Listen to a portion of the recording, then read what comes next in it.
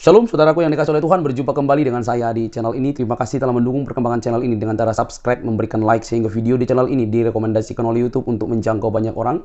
Tentu teman-teman boleh memberikan komentar yang cerdas, sopan, yang menghormati orang lain. Dan saya meminta kepada teman-teman untuk terus mendukung saya dengan cara men-share video dari channel ini di berbagai media teman-teman, sehingga ada banyak orang yang mengetahui informasi dan kebenaran yang disampaikan melalui channel ini, dan ada banyak orang yang akhirnya dimerdekakan dari dosa oleh kebenaran dalam Kristus Yesus. Terima kasih, Tuhan memberkati kita. Saudaraku yang dikasih oleh Tuhan, firman Tuhan dengan jelas berkata bahwa kita harus memberi pertanggungan jawab terhadap orang-orang yang menyalahpahami keyakinan kita, agama kita, kepercayaan kita terhadap Tuhan Yesus.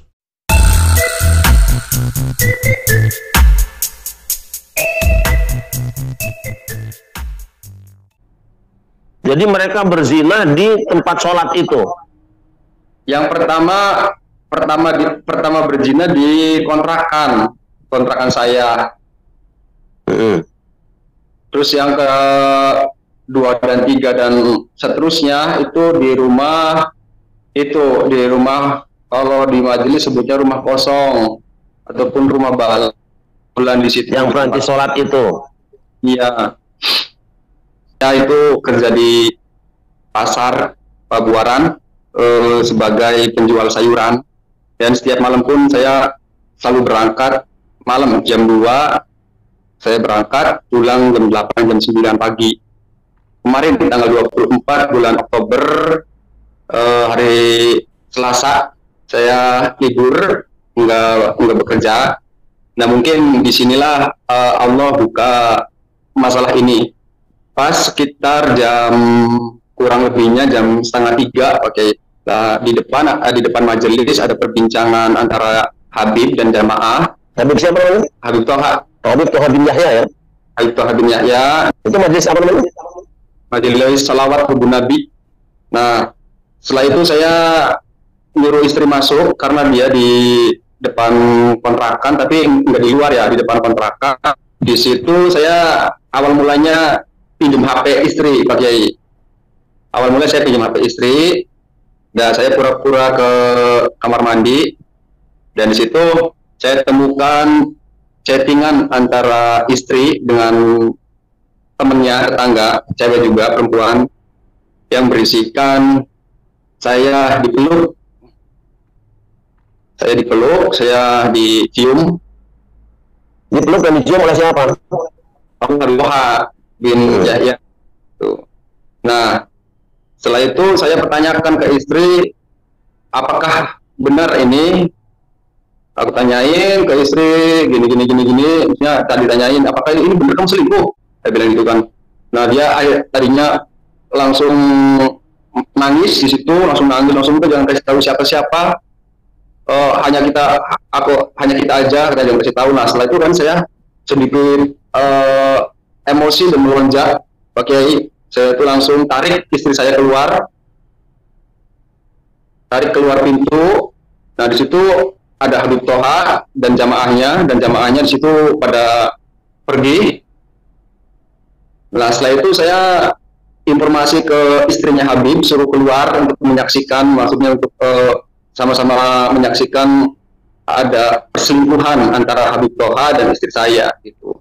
Nah, itu memang rumah Habib Toha dengan panggilan dekat ya?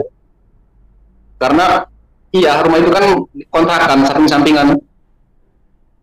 Ya, samping, jadi sebelah kalau di saya sebelah Ibul itu Habib Toha, saya di sebelah Lor gitu kalau di sini mah.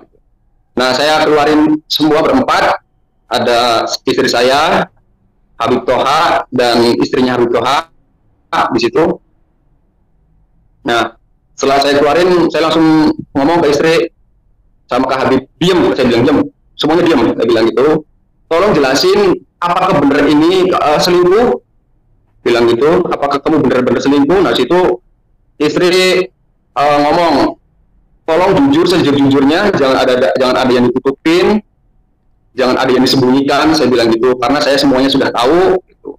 Nah, setelah itu istri mau jujur, Habib Toha agak sedikit mengelak, nggak mau ngaku. Dia katanya cuman ya intinya nggak mau ngaku, Nah setelah itu saya bilang, saya tekan lagi, suruh jujur, buka suara, jujur, saya bilang, intinya kamu harus jujur, buka suara. Nah di situ baru sebelum istri saya ngomong pun, istrinya Habib Toha udah lari duluan ya. Lari kemana? Ke kontrakan. Tadinya kan saya kumpulin di kontrak di rumah sebelah tuh Pak Kiai. Di sebelah kontrakan kan ada rumah tuh, rumah kayak kosong itu buat tempat sholat di situ. Nah saya kumpulin di situ. Nah sebelum istri mau bicara itu, terus istrinya Habib Toha langsung lari, berarti nggak mau nerima lah. Biar urusan kalian, saya nggak mau nerima gitu. Dia langsung pergi. Nah di situ Habib Toha menyusul sama istri saya, jadi kita pindah tempat intinya karena istrinya Habib Toha nggak mau keluar, jadi saya panggil lagi istri saya sama Habib Toha, dan di situ saya interogasi lagi, saya ngomong lagi, tolong jawab jujur. Saya bilang saya tahu bahwa istri saya dengan lu bajingan, saya bilang itu. Apa yang terjadi antara istri Bang Marga dengan Habib Toha bin Yahya? Itu hubungan asmara sudah sampai sejauh apa? Apakah mereka sudah sampai berzina atau bagaimana? Menurut informasi dari istri, udah dalam 1 bulan, dari bulan September sudah melakukan perselingkuhan dan mengakibatkan berhubungan jinah selama 1 bulan, kurang lebihnya 7 kali, 1 kali di kontrakan saya, 6 kalinya di rumah. Di rumah siapa? Di rumah balai itu yang biasa buat kumpulan di situ. Kalau di majelis sebutnya rumah kosong. Itu maksudnya rumah balai itu majelis taklim atau apa? Itu rumah balai itu kan buat sholat, buat tempat kumpul, ngobrol di situ. Oh, milik warga bersama? Iya. Jadi beda di luar dari kontrakan gitu. Jadi mereka berzina di tempat sholat itu? Yang pertama berzina di kontrakan saya. Terus yang ke-2 dan 3 dan seterusnya itu di rumah kalau di majelis sebutnya rumah kosong ataupun rumah bulan di situ. Yang berarti sholat itu? Iya. Apa sudah dikonfrontir si Habib Toha bin Yahya itu, sudah mengakui juga? Dua-duanya sudah mengakui bahwa mereka melakukan perselingkuhan dan perzinahan selama kurang lebihnya 7 kali. Saya ulangi lagi, yang pertama di kontrakan saya pengakuannya, dan yang ke-6-nya di rumah balai tempat sholat. Tuh, saya langsung ke Pak Lebe, saya cerita itu sekitar jam 5 subuh, saya cerita, saya intinya pengen cerai Pak, gitu. Tujuan awal seperti itu, karena udah nggak sanggup dengerin pengakuan bahwa istri dan Habib itu melakukan perselingkuhan sehingga berzina di tempat majelis, lokasi majelis yang sering dibawa untuk bersolawat. Setelah ketemu Pak Ketip, sore pertemuan lagi dengan Pak Ketip. Nah di situ mereka benar-benar sungguh mengakui dan tidak ada pembelaan sedikit pun, meminta maaf yang sebesar-besarnya atas kesalahannya. Intinya tidak mau perkara ini dibawa ke ranah hukum. Intinya pengen kekeluargaan gitu.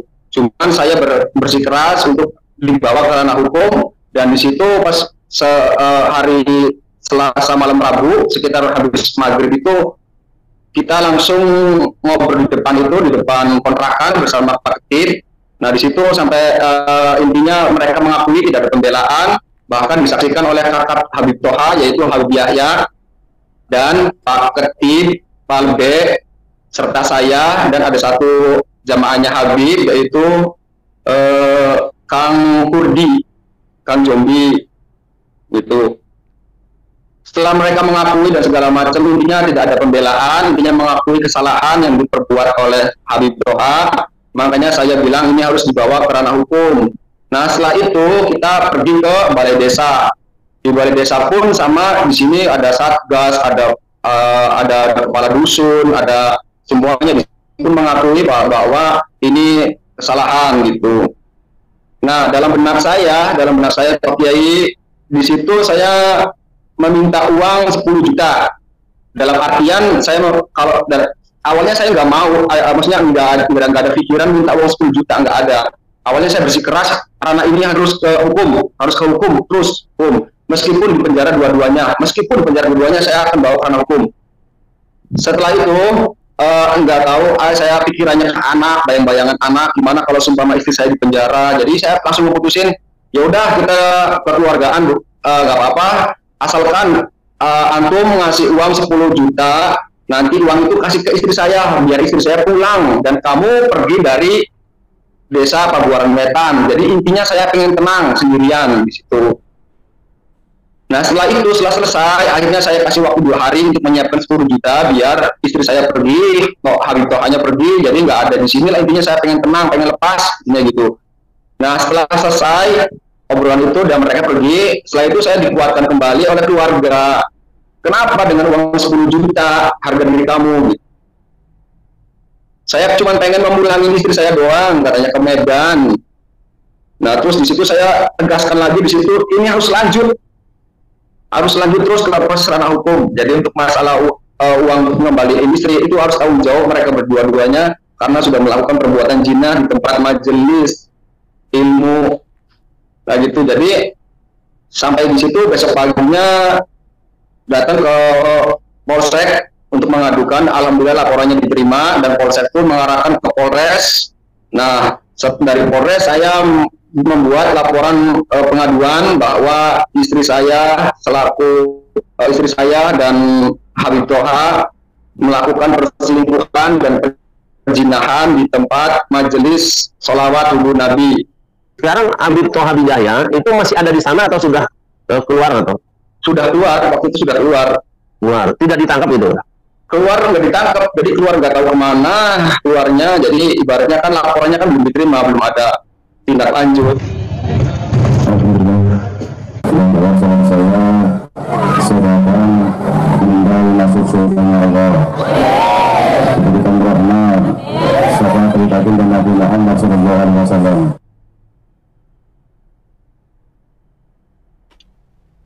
Iya, halo semua, shalom. Ya, itu yang barusan kita dengar ya. Terus terang saya udah nggak tahu lagi mesti komentar apa, teman-teman. Jadi saya buka live chat aja di kolom live ya. Saya undang teman-teman untuk masuk, silakan ngobrol deh. Saya bingung nih mau komentar apa.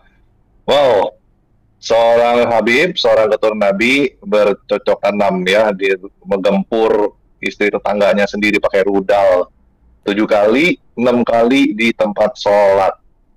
Wow, saya nggak tahu mesti ngomong apa teman-teman. Mungkin teman-teman ada yang mau ngobrol, mau kasih komentar, silakan masuk. Saya sudah taruh linknya di kolom live chat ya. Ini sudah masuk di dalam berita nih, salah satunya dari infopertama.com ya, tapi masih jarang nih, tempat lain masih jarang. Ini Habib Toha di Cirebon bercocok tanam dengan istri tetangga di tempat sholat terungkap dari chattingan. Ya ini juga di YouTube ini udah banyak banget ya teman-teman ya yang ngeviralin ini dari teman-teman tetangga di seberang sono ya. Jadi ini bukan hoax, tapi ini udah beneran. Ini udah banyak banget. Yang komentar juga lucu-lucu ya, seperti ini kalau nggak salah di Yusufi ya, yang komentarnya tuh malah dicaci maki Yusufinya nih. Coba kita lihat ya di video ini ya. Komentarnya lucu-lucu nih, setahu saya nih teman-teman.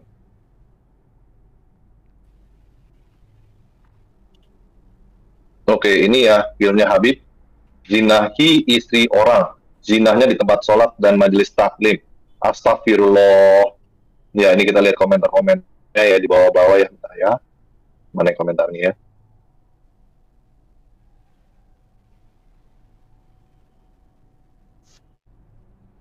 Bentar ya.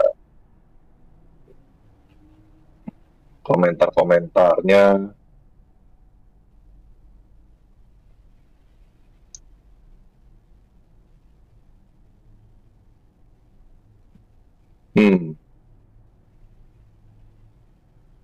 Orang cerdas akan tetap selalu cinta kepada habaib dan para ulama. Amin ya robbal alamin.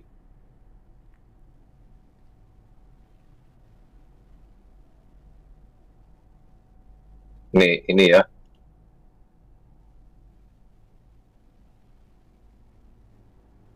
Anda lucu, bukan bermaksud membuka aib ulama, tapi tanpa disadari aib seorang ulama sudah terbuka. Bukan bermaksud memusuhi ulama, tapi tanpa disadari dengan adanya video seperti ini akan menimbulkan narasi permusuhan kepada ulama. Bukan bermaksud menghina ulama, tapi tanpa disadari banyak komentar-komentar yang bernada penghinaan, Anda sangat lucu. Ya, jadi si Yusufi ini ada dicaci maki ya sama penggemar Habib karena dianggapnya membuka aib sesama Muslim. Ya teman-teman silakan masuk ya, kita ngobrol-ngobrol aja santai di sini ya. Menurut teman-teman ini gimana? Apakah tindakan Habib ini sesuai dengan teladan Nabi atau tidak? Ya. Nah ini di channelnya Yusufi ini ada banyak yang mencaci maki si Yusufi justru nih, setahu saya ya. Nah, kenapa sih seperti ini? Karena di dalam ajaran Islam ada aturan harus menutupi aib sesama Muslim. Menutupi aib sesama Muslim ya. Nah, ini kita coba ya baca ya. Ini dari detik.com ya. Saya malas cari hadisnya, susah carinya. Jadi kita langsung aja dari detik.com deh. Keutamaan menutup aib orang lain dan larangan menyebarkannya. Oh, Islam melarang para pemeluknya menyebarkan aib orang lain tanpa adanya darurat.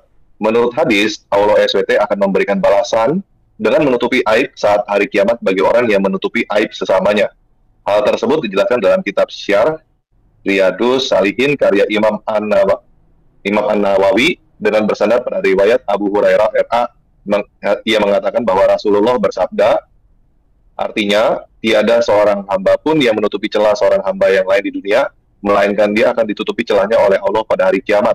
Ya, ini kata-katanya memang begini ya, bahasa Arab ya, nggak jelas.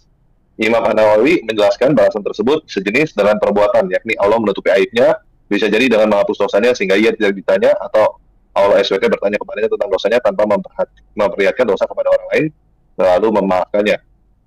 Dalam riwayat lain, dikatakan Rasulullah SAW bersabda, setiap umatku dimaafkan kecuali orang yang menampakkan kejahatannya sendiri.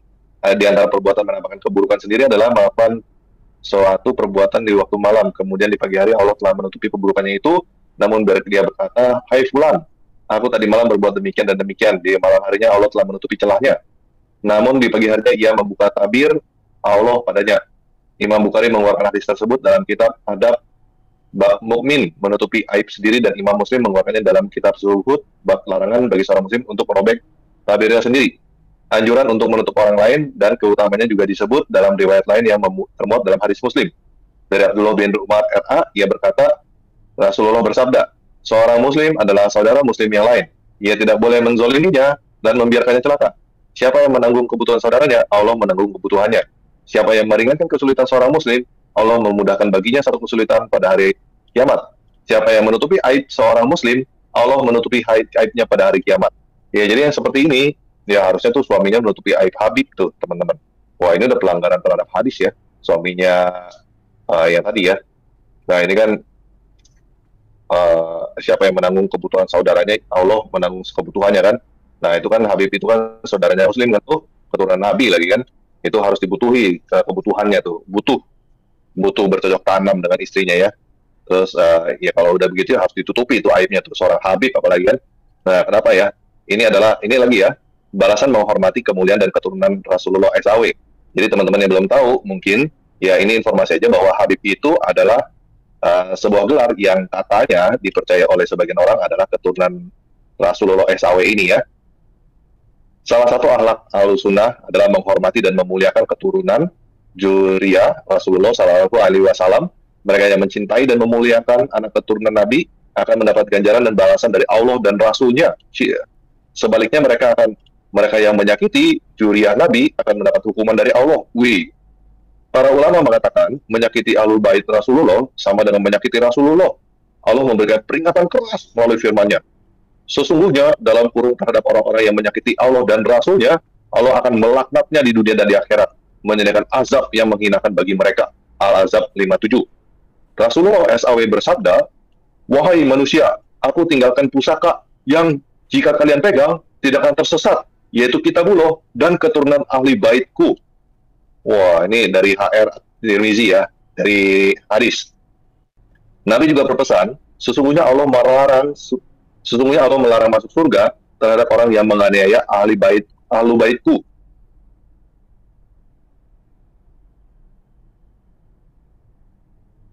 dan orang yang memerangi mereka, atau orang yang membantu orang yang memerangi mereka, atau orang yang memaki-maki mereka. Ini dari EHR Imam Ahmad. Apabila seorang juriyah Rasulullah memiliki kesalahan atau sesuatu yang tidak menyenangkan kita, bukan hak kita untuk menyakitinya, apalagi memusuhinya. Sebab semua manusia punya salah, siapapun juga itu. Para juriyah Rasulullah adalah orang-orang mulia, karena di dalam jasad mereka mengalir darah mulia baginda Nabi Muhammad SAW yang wajib kita hormati. Kaum muslimin tidak hanya pernah diperintahkan mencintai juriyah Rasul, tapi juga membantu mereka dalam urusan kebaikan. Balasan memuliakan keturunan Rasulullah. Satu, mendapat balasan langsung dari Rasulullah. Orang-orang yang memuliakan keturunan Nabi, orang-orang yang memuliakan anak keturunan Nabi akan mendapat balasan langsung dari baginda Nabi Muhammad SAW. Dalam hal ini kita mengenal juriyah Nabi ini dengan julukan Al-Habib, As-Syahid, As-Syarif. Orang yang berbuat baik kepada keturunan beliau, keturunan Rasulullah, namun maka Rasulullah SAW kelak akan membalas secara langsung kebaikan orang itu pada hari kiamat. Pada hari kiamat, teman-teman ya. Hal ini dikatakan Rasulullah dalam hadis yang diriwayatkan Imam Tabrani. Barang siapa yang memberikan bantuan dalam kurung kebaikan kepada keturunan Abdul Muthalib, akan tetapi dia dalam kurung keturunan Abdul Muthalib tidak bisa membalasnya di dunia, maka saya yang akan membalasnya di hari kiamat ketika orang itu bertemu denganku. HR At-Tabarani. 2. Mendapat syafaat khusus dari Nabi. Wah, siapa saja kaum muslimin yang memenuhi kebutuhan dan membantu urusan para juriyah Rasulullah, maka kelak akan mendapat syafaat khusus dari baginda Rasulullah. Aku akan memberi syafaat khusus di hari kiamat kepada 4 golongan, yaitu orang yang memuliakan keturunanku, memenuhi hajat-hajat mereka, membantu urusan-urusan mereka saat mereka butuh, dan orang-orang yang mencintai mereka dengan hati dan lisannya. Akhirat dalami. Di tengah banyaknya fitnah terhadap ulama dan habaib saat ini, hendaknya kaum muslimin menjaga sikap agar tidak sampai menyakiti, jangan sampai menyakiti para juriyah Rasul. Sebagaimana dijelaskan di atas, ancaman, wah ini ancaman menyakiti ahli al-bait sangat berat. Mudah-mudahan kita termasuk orang yang mencintai juriyah Nabi dan memuliakannya. Nah, itu ya cara untuk memuliakan dan mencintai Nabi sampai begitu ya. Biarkan rudalnya tembus ya teman-teman ya.